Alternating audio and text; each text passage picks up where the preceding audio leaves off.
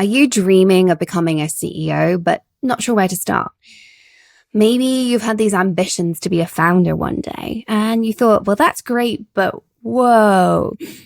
Or maybe you just know that you've got something inside you to level up. Well, today I am joined by Leslie Fine. She's a managing partner at Enjoy the Work, and she is sharing with us her journey, but more important, the secrets to becoming that startup leader, founder, and CEO. From understanding what it means to have a rhythm in a startup to overcoming self-doubt as a CEO, this episode is packed with what you need to be thinking about if you're a woman in tech, ready to take a leap, or seriously considering taking the leap to be a founder. So without further ado, let's get Leslie onto the show.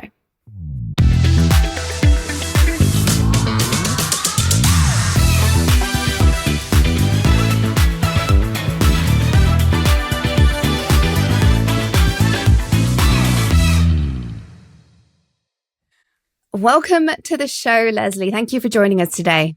Oh, it's my pleasure.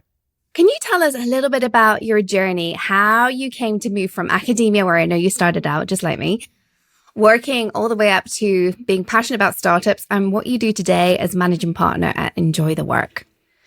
Sure. It's a little bit of a weird journey. As you mentioned, I started my adult life as an academic.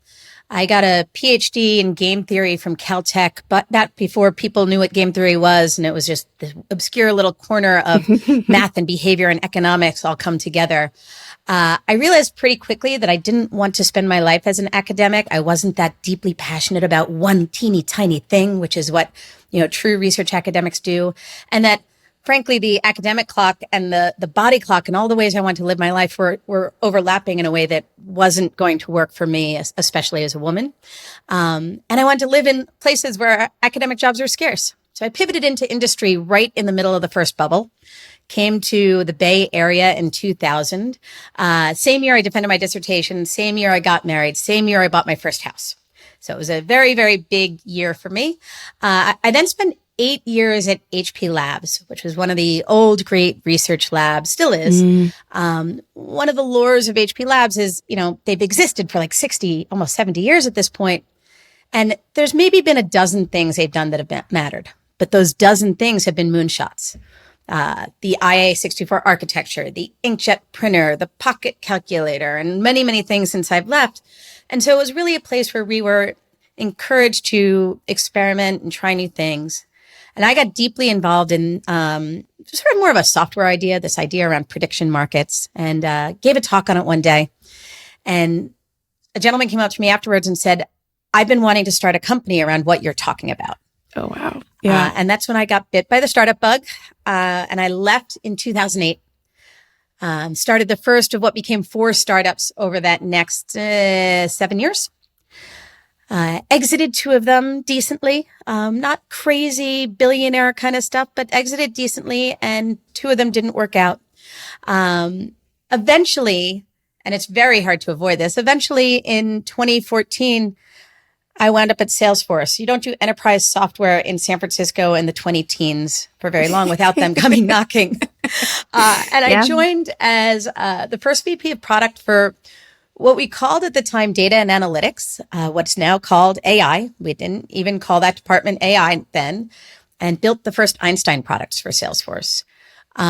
We were wildly acquisitive in that era. In 2018 alone, I think we bought 18, 19 companies, and it was very heady times. And many of them sat on public cloud and they used AI, and I got deeply involved, and I fell all the way back in love with the entrepreneurial side of the table. I had just forgotten how much I loved the passion and the drive and the belief, crazy or not, that you could change the world, and wanted to be involved in that. And at that time, I started speaking to the other managing partner and founder of Enjoy the Work, Jonathan Lowenhar, who was starting a company around exactly what I was thinking, that I didn't necessarily want to start another company, but I wanted to help. I wanted to find leverage in the things that I had learned. And so I Enjoy the Work. We are 10 partners. All of us are former founders. Most of us are former CEOs. And what galvanizes us is we fundamentally believe those 2 words are different. What makes a great founder? Grit, tenacity, storytelling, seeing the world in a strange way, inspiring people. Those are personality traits. What makes a great CEO is the ability to manage a board, the ability to fundraise, the ability to hire. I'm sure, Toni, that you could mention a dozen more. They're skills. And there's no conceit in this ecosystem we live in for how a founder becomes a CEO. And that is all we obsess about at Enjoy the Work. That's what I've been doing for the last 6 years. And it's the most fun I've ever had working. I love it. I mean, I do think how to become a CEO is something that is not talked about enough. It isn't just something that you miraculously know how to do, but it is scary. It is unknown. It is, you jump from this space of I'm a leader, I'm pretty good at it, I can run a team, I can run half a company, I can run 3/4 of a company, to being a CEO. It's a different kettle of fish. Even if you've been in front of the board, even if you've helped fundraise, even if you've done all the things that a CEO does, bringing it together and being responsible is very different. Which I want to just go back to briefly, that moment of when you got that startup bug the first time. Talk us through what went in through your mind, because I talk to so many women who have that desire. They're great at what they do right now. They're extraordinary. And they say to me, one day, Toni, I'm going to start my own startup. I want my own thing. And I'm like, great. Why are you not doing it already? And there's a narrative, there's a story. Clearly, you were different because you went and did it. So talk us through that emotional mindset. If you can take yourself back to 2008, what did you do? What did you say? How did you feel?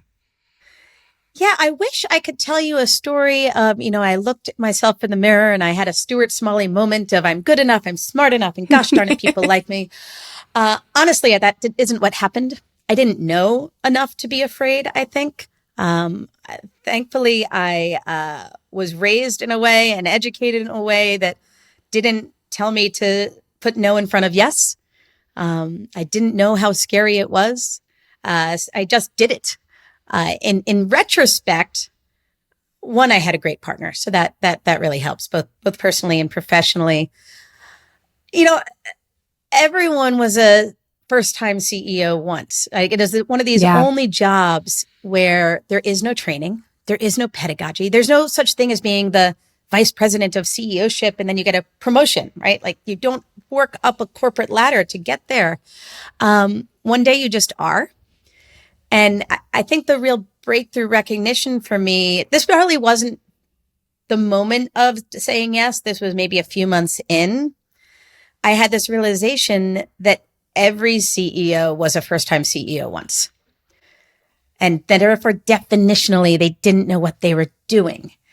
And so they were figuring it out. And, people talk about leadership like it's some mystical quality that you either have or you don't. It's a craft. It's a learnable skill. Like I truly think we should normalize that leadership is a learnable skill, right?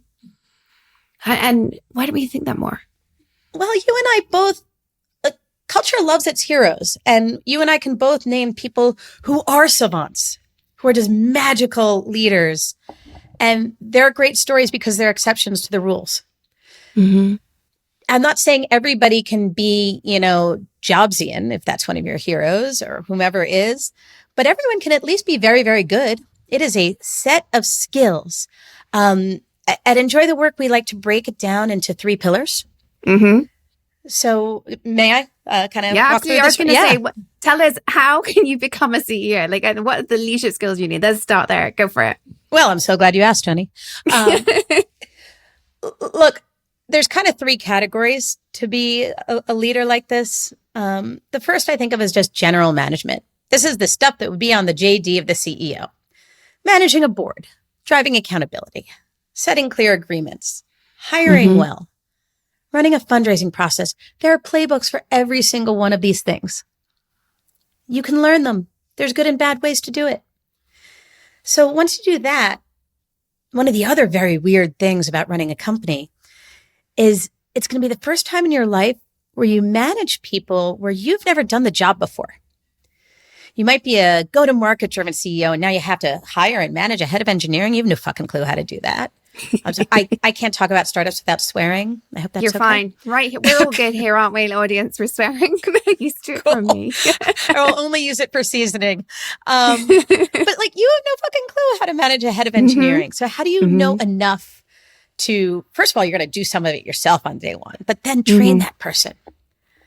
And that goes across every one of the functional orgs. And then finally, I would argue that the vast majority of CEOs get taken down not by market forces or competition or any of these things, but it's the inability to manage themselves. Let's talk about that, because I would agree with you, but I don't think it's socially acceptable to say this, because everybody's like, well, of course I manage myself. I get up, I go to work every day. And you and I both know what we're talking about here, but let's extend that knowledge to our audience. What do you mean by an inability to manage yourself as a CEO? Yeah, there's so many layers here. We can talk about it for days, but I'll just kind of put out a small model, which is like, how are you managing your inner game? How are you prioritizing your time? How are you releasing stress? How are you staying calm? How are you avoiding the drama triangle yourself? Then there's sort of how you're interacting with the rest of the world. How are you managing your calendar? Are you in reactive mode all the time? Are you having your calendar match your priorities? How are you at giving and receiving feedback? How are you at lovingly holding people accountable? How are you about staying in the uncomfortable part of being in a problem and not jumping to solutions so that you can actually see the whole playing game? All of that, a great leader has to do at the same time as knowing how to manage that boardroom, or knowing how to look at a roadmap and critique it thoughtfully. And if he can't do that, he can't do the hard skills. 100%. I think this is why I have a job, right? Is because I think that inner game, that ability to understand how you are behaving, how you are responding, how you are interacting, where your stress is or isn't. I remember early on in my career, somebody saying, you were really stressed. And I was like, no, I'm not. And I got home and I was like, oh, maybe I am. I didn't even have the self-awareness to realize I was stressed. But it was obviously impacting people around me because they were calling it out. And that means you stay in, often reactive mode. Your calendar gets out of control. You feel like you're working a 90-hour week. You may well be working 100 hours a week, which, by the way, drops our IQ. That's a whole other discussion about CEOs and how many hours we work and how that actually limits our ability to make good decisions. And yet there's this culture of you'll figure it out. And I think it's so good that you're calling out here that actually what causes companies, startups to fail is the CEO's mental state, I would argue, more than anything else, and their ability to make good decisions. Yes, market forces are painful, downturns, all that kind of stuff. But if you are in a good space, your company is more resilient to the market. Would you agree with that? I would. And I think I'd put an interstitial between, you sort of painted two extremes, the inner game and the market forces. The place where these come together are some of the harder skills like goal setting. How do you decide what you're working backwards from, what needs to be true to get there, what the big chunks of work are to do that? How do you get to really clear agreements with the people on your team? How do you then hold people accountable to that? And how do you track leading indicators to keep yourself honest? Those are the frameworks that sit between inner game and, well, it's the market. Yeah, that's I love how you've broken that down. I'm loving this conversation actually, because I like it how you go from like this big concept. I'm a big picture girl, and you take it down and you break it down. I mean, I always think like that with goals, where you got to take that big picture goal and I always talk about reverse engineering. You're there, you're here, you want to be there. What do you need to do to get there? It's not just a magic wand. Let's figure it out. But I love how you've just like actually really broken that down. And I would argue as an executive coach, every single one of my leaders from the director level upwards needs everything you're saying. Would you agree with that, or do you disagree with that? I entirely agree with that. I'm a product manager by training. We kind of glossed over that part of my career, but I sat in the PM chair for a very long time. And all of that is working backwards. We use the phrase at Enjoy the Work, what needs to be true? We use it so much that I have it on a t-shirt. And what I mean by that is, all companies are always working backwards from one of four things. They're either working towards an exit, They're working towards profitability, they're working towards a fundraise, or they're working towards death.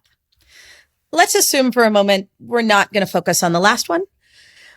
The trick is to decide what it is you're working backwards from, and then paint a picture of what does that world look like, what needs to be true at that moment, and then be really honest with what is the difference between the world you're living in today and that world.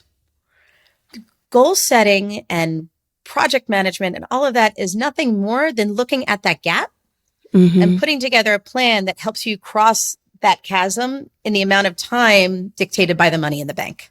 Now, obviously, it's a lot more complicated than that, but that is really all that goal setting is triangulating your tops down goal, your bottoms up reality, the gap, and the capital you have to close that gap.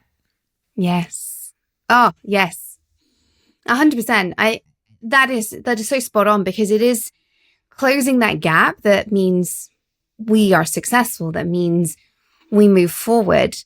And yet so many of us think right here, right now, rather than what's my gap.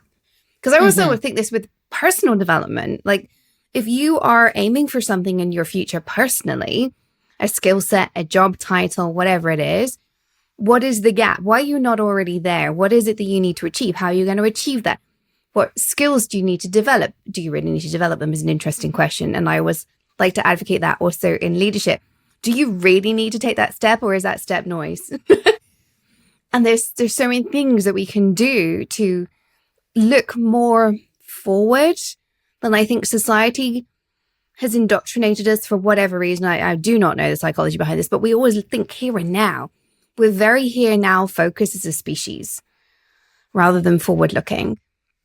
Well, yeah, culturally, we like to talk a lot about presence, but that doesn't mean you can't project forward. My partner, Kristen, loves to use the phrase, great CEOs talk about the future in the present declarative tense. They talk about what will be as if it already is. They are imagining a future right now, and then they can challenge people to move towards that future. I love that. I mean, I always talk to my team as if we've already achieved our next big goal. I'm always like, well, if we were already there, then what would we be doing? So why are we not doing that today? And sometimes there's good reasons, like financial, like we can't invest in lots and lots of software because we don't need to support that many clients yet, or whatever it is. But there are so many ways that we can operate in that future by just changing the narrative. So I love that. Okay, let's just change gears a little bit, because I want to talk about rhythm of a startup. You and I had this conversation before we hit record. What is the rhythm of a startup, and how does this feed into how a startup needs to behave, as you put it, stage appropriate? Let's talk about this. Yeah. So rhythm. I think we've all seen, or hopefully felt in our lives, that time when everything's just kind of clicking. And in a company, it's like people are moving fast. It feels coordinated. Everyone seems to be solving the same problem. If something goes wrong, like, yeah, it sucks, but you can absorb it a little bit. And when it's off, you can also feel it. People are stepping on each other's toes. They're chasing the wrong things. They're redoing work. It's almost always because they haven't actually put in the foundational pieces that all companies have in place. And what I mean by that is, and this is part of the conceit of what we do at Enjoy the Work, all companies, regardless of stage or conceit of the business, have the same foundational elements. They have about a dozen things in place. I'll just rattle off a few. Clearly articulated mission and vision, well-established values with culture around them, a hiring plan that supports a financial plan that supports a goal-setting framework, a communication architecture of the way that information flows, a skill set around hiring, KPIs and dashboards, etc. They're all the foundational pieces. Now, no, if you're a pre-seed stage startup, do you need a KPI dashboard? Maybe not, but you should be working towards that. Absolutely. Yeah. And what you mentioned around stage is probably the most common place where if you see a young company doing a lot of work, but not getting anywhere and having to redo a lot of work and constantly kind of reworking things, it's almost always because they're not acting stage appropriate. What I mean by that is you kind of go through reductively 5 major phases as a startup. First, there's problem discovery. Does the problem we imagine in the world actually exist, and is it real, and does it want to be solved? Then there's solution. This is sort of your classical product market fit. Does your solution to the problems address a problem that people have? Then there's business model. How can this be an enduring, sustainable, cash flow positive, eventually business? Finally, there's channel strategy. How will customers reach us predictably? How will we partner? How will we achieve them? And then there's growth. And what I see over and over again is companies zooming ahead. And for example, try to solve business model when they're still not sure what the fucking problem is. So they're optimizing price rather than talking about the problem. And they're losing cycles. They're not getting resolution on problem because they're obsessed about channel strategy or price, or is this scalable? Paul Graham's famous comment of do things that don't scale applies here. The beginning shit you're going to do will not make any sense as a sustainable business, but will answer fundamental questions. That brings me nicely actually to talk about fundraising, which I know that you and I have strong views about, because I think one of the reasons people get fixated on growth, on scalability of the problem of, pricing is because of the fear of fundraising, or an obsession with fundraising is another way of looking at it. What are your views on fundraising? And how do you think we should go about deciding whether or not we should fundraise, when we should fundraise? Give us the down and dirty. Oh, there's so much here. My thoughts and feelings on fundraising. I may swear more in this section. So first, I'll just say that venture capital is not for every business. It's a very specific kind of investment vehicle designed to take very, very high risks for a very high growth business that will in all likelihood fail. Mm-hmm. So if you believe that what you're building has a decent chance, and decent is still minimal, of being a giant fucking business, then venture capital probably makes sense. But if you're building something that you're trying to get to just profitable, to feeding my life, to creating a beautiful income for a while, there's so many better ways to get capital than venture. It sounds sexy and cool. It probably means that you sold your company for less than it was actually worth at the time. Mm-hmm. The only reason to do that is if you're going to use that to fund meteoric growth. So that's whether to raise venture capital at all. In terms of timing, I mentioned that we're always working backwards from a milestone. So you're always looking at how much fuel you have in the tank and where that next way station is. So the timing of raising it's nuanced and tricky, we never want people to raise when their backs are against the wall because you're in a poor negotiating position, but we do want them to get far enough that there's enough validation. So there's a lot of nuance here. I will say that when people say I have to do X, Y, Z in order to raise money, they're losing sight of the problem, mm-hmm. which is VCs are not just rich humans with checks. Some of them are. The vast majority of them have a boss. That boss is someone called an LP. That LP invested in a thesis that this investor would be a steward of their capital to make a given kind of investment with a given kind of risk profile. And investors don't get fired for the deals they don't do. If you talk to an investor, get them, put 1 or 2 drinks on them, they'll tell you about the big fish that got away, right? I could have been first in Uber. I almost had a shot at Airbnb. Those fuckers still have their jobs. Yep, they do not have a job anymore. They did not do their due diligence, right? And they will be blamed for it. Yeah. So they're risk avoidant machines. Mm-hmm. Mm-hmm. So the game that a VC is playing is wild lemming-like FOMO balanced with risk aversion. Mm-hmm. And so you need to spend the first minute or two with an investor convincing them the way that you see the world is absolutely fucking inevitable and it will happen in the next 10 years. Mm-hmm. If you can't do that in the first 1 minute, you're done with them. And then the rest of the time is de-risk. I'm the motherfucker to do it. I've done my homework. I'm a good steward of capital. I know what I'm building.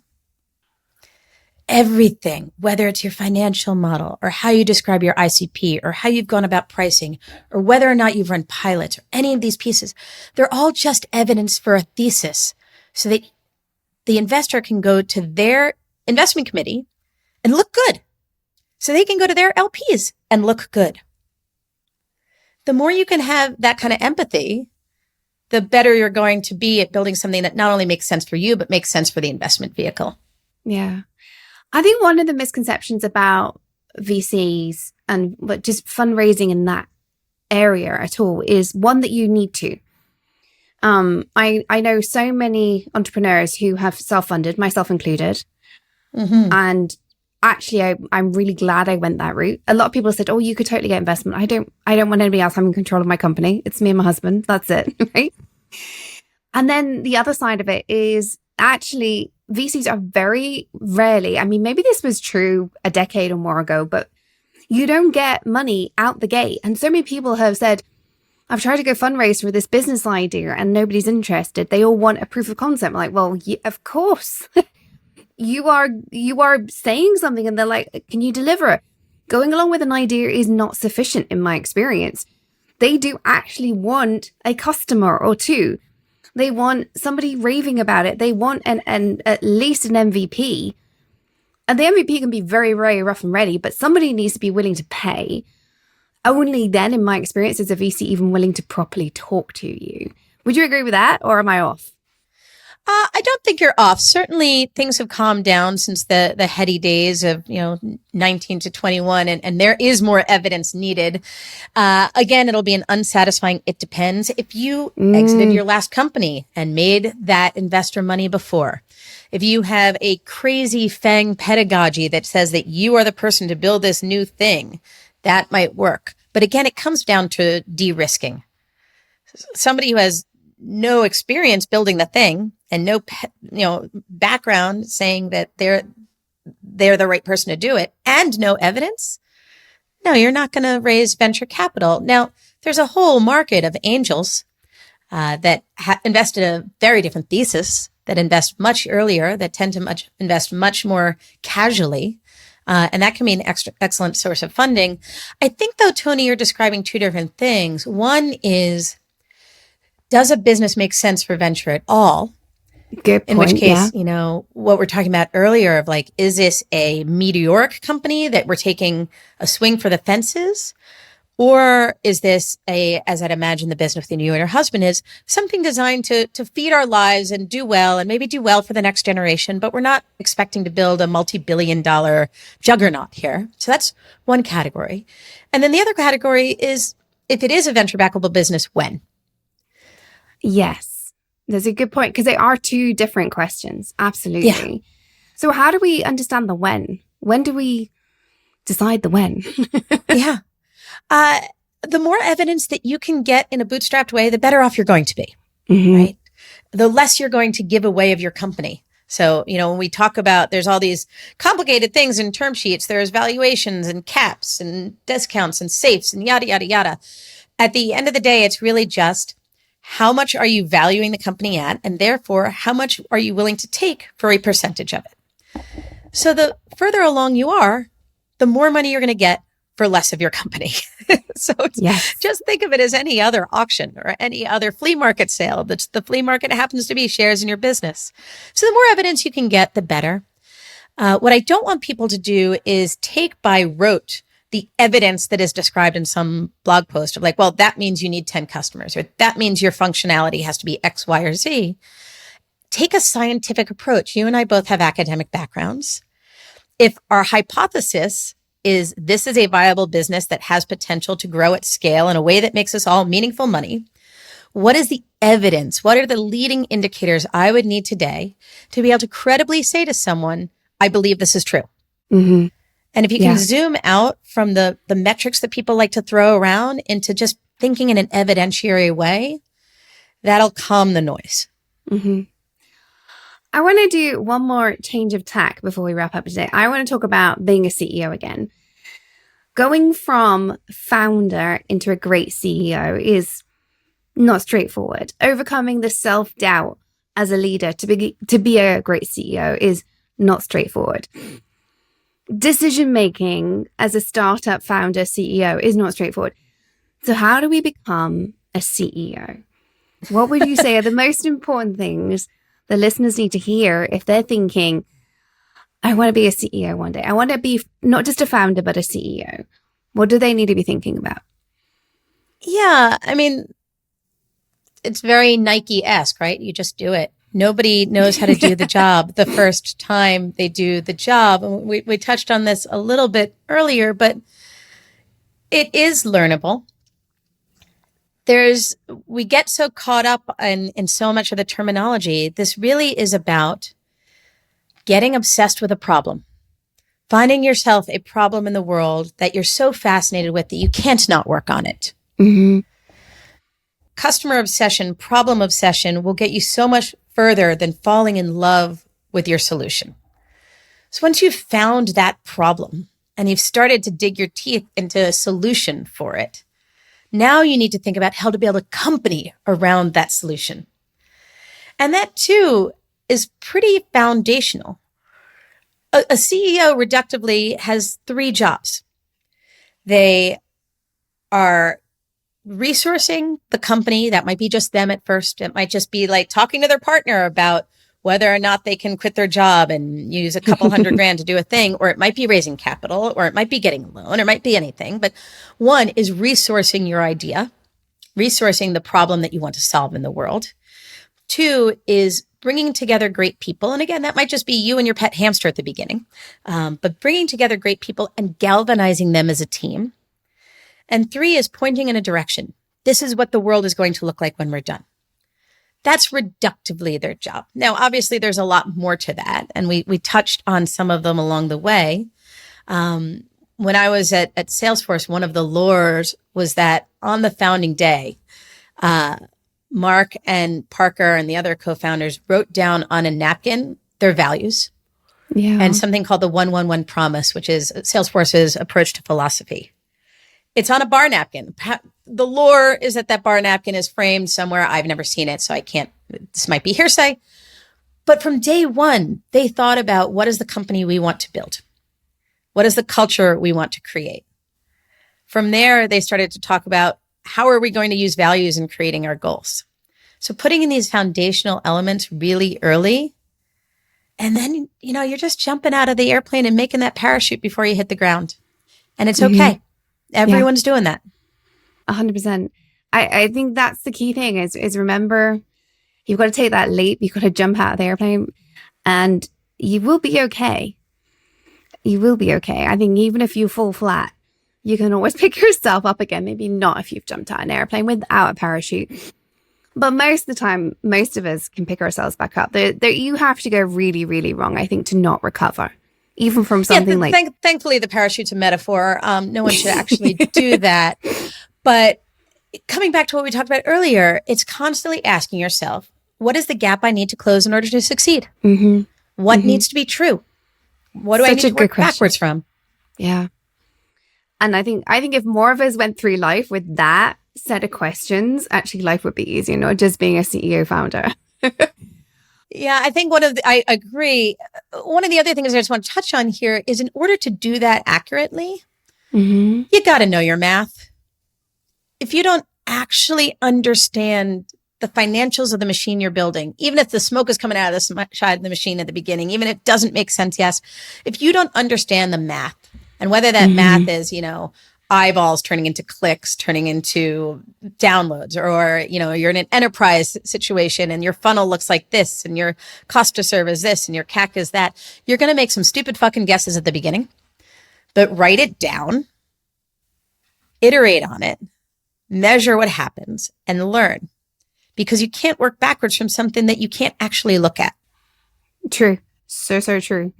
The financials, again, is one of those kind of, it's not sexy. It's not something we talk about enough, I think, in the startup world, and yet it underpins everything else. I think it's incredibly sexy. Oh, do you? Oh. Yeah, I'm a little weird that way. I enjoy a good spreadsheet. Again, it's a place where people get totally hung up as a mystery. And I'll just mention that in the world of LLMs, everyone can get a little bit smart on this. Yes. Describe your business model to ChatGPT and say, help me build a rudimentary model of, key startup metrics that feed this. And what is the assumption I just made? And where are the biggest risks in this? Yeah. I love using ChatGPT to help you write something you're not comfortable with, ask it for advice, ask it to critique it, say, what have I missed here? Even if it's the one that's producing the output for you, like, what am I assuming? Is my math correct? Which, remember, LLMs don't know how to do math most of the time, although they're getting better. And there are some out there that I think aren't much better. Anyway, I love that as a bit of inspiration. I think it's a lot easier in this day and age to do that kind of thing. Absolutely. Let's move on to the quickfire round. We've got some lovely questions. My first and favorite question of every episode. What is the worst piece of advice you've ever been given? You know, I used to think, I was told by my elders, that you shouldn't work with your friends. Going into business with your friends is risky. But you know what? When it works well, it's magic. I started my career thinking I had to show up differently at work than I did in life. I've learned to embrace the intimacy and the messiness of living just one existence. And when work goes really well, the converse is also true. The people you work with become your friends. Not colleagues, not acquaintances, but friends. I think if you're going to spend that much time with people, it's important you can have friendships. I now think I class my friendships in different ways, though. There's, you have one friend who you go to for a hug and a cry, another friend who you go out dancing with. And I think professional friends, there's another category there. Some things you have to be mindful of at work. Especially if you're the CEO, is what I would say. It is a lonely job. The expression that we use, and I can't remember where we stole this from, but I know it is stolen, was 2 beers and a puppy. So I want to work with and have people in my life where I would want to go have 2 beers with them, but I would also let them take care of my new puppy. Yes. Yeah, I love that phrase. Oh, I have to Google that, find out where that came from. And now you can steal it from me and find out where I stole it from. Yeah. What is the best piece of advice you've ever been given? Yeah, this came to me from a friend and mentor, a guy named Greg Johnson. He's now the CEO of Invoca. He used to tell me that sometimes you have to go slow to go fast. Fast decisions feel good. They feel productive. You're getting somewhere. But slowing down, which is not a skill that comes innately to me, getting clarity, staying in the problem, makes everything move faster later. Yeah, slow down to speed up is one of my mantras as a coach. As you say, staying in that problem for longer. In coaching, I call this the neutral state. You're not judging. You're not jumping to conclusion. You're not in a negative space of, well, we can't do that because we're just neutral around the problem. And only in that space can we make really good insights and decisions. And I think when we rush forward, or we fall into this negativity space of like, oh, we can't possibly, or that's such a shame, assumptions and negative emotions, those 2 extremes, forward or backwards, are not helpful. Neutral is where the magic happens. 100%. I love it. What is the last book you read and would you recommend it? Yeah, at our last offsite, all of the partners read Quit by Annie Duke. Absolutely loved it. I was already familiar with so many of the cognitive biases she talks about, but the way that she mapped them to the dumbass things we do in business and talks about sort of famous calamities, avoidable disasters, boardroom absurdity was so good and so visceral. It's one thing to know about sunk cost fallacy. It's another to see it playing out in your company in real time. And I've used just in the, 3-4 weeks since I've read it, I've referenced it with founders a dozen times and it has changed their decisions. Oh, wow. Definitely one's going on my list then. 100%. Yeah. Leslie, this has been a fabulous conversation. How can people find out more about what you do, connect with you, chat with you, all the things? Yeah. Thanks for asking. You can find us at enjoythework.com. Or you can find me on LinkedIn, Leslie Fine, not the Leslie Fine Interiors in Boston, Massachusetts, but Leslie Fine in the Bay Area. What we do is teach founders the craft of company building. We do that primarily through one-on-one advisory. We build deep intimacy with every one of our founders and meet with them on a weekly basis to help them see around corners. And as my partner, Ned, likes to say, help them make new mistakes instead of the same old mistakes over and over again. We teach all of the things that we've talked about today, how to do the job of a CEO, how to be a great functional manager across a company, how to manage oneself along the way, all of both the hard skills and soft skills that you need to become a great CEO, I'd love to talk to your listenership. We will make sure the links to both of those are in the show notes. So if you are interested, please hop on over to the show notes and connect with Leslie and enjoythework.com. I always like to ask the question right at the end, which is, any final thoughts you want to share? What do you want to leave us with today, Leslie? At the risk of feeling cheesy, my final thought is one of gratitude. This has been a great conversation. You've made me feel very at ease. They're thoughtful questions. This is real talk. It doesn't feel glamorized. And to everyone who's listening, if you're thinking about taking the leap into building your own company, just go ahead. No one is ever ready. You'll figure it out as you go. What a beautiful way to end. No one is ever ready. I actually kind of think if you think you are ready, then there's something wrong in terms of you're assuming a little bit too much. I used to say to my PMs that if you're proud of the product you shipped, you probably waited too long. Yes, 100%. Yes. There's iteration. And I think being a CEO, being a founder, you are taking a big, bold step because there is going to be iteration. So I want everybody to take away from this. Leadership, being a founder, being a CEO is not about being perfect. It's about learning. It's about adapting. It's about taking bold steps forward, jumping out of that plane and opening your parachute. Remember that what we do as a CEO is a journey. As a founder, it is a journey. Every leader listening, even if you're not interested in becoming an entrepreneur one day, their leadership is something that can be taught. Leadership is something that can be learned. My experience as a coach of leaders is actually the ones that think they've got it all are sometimes the worst because they've got their blinkers on. If you take anything else away from today, remember there are tools out there to start building your path. And if you've got a goal to build a startup, just do it. Just do it.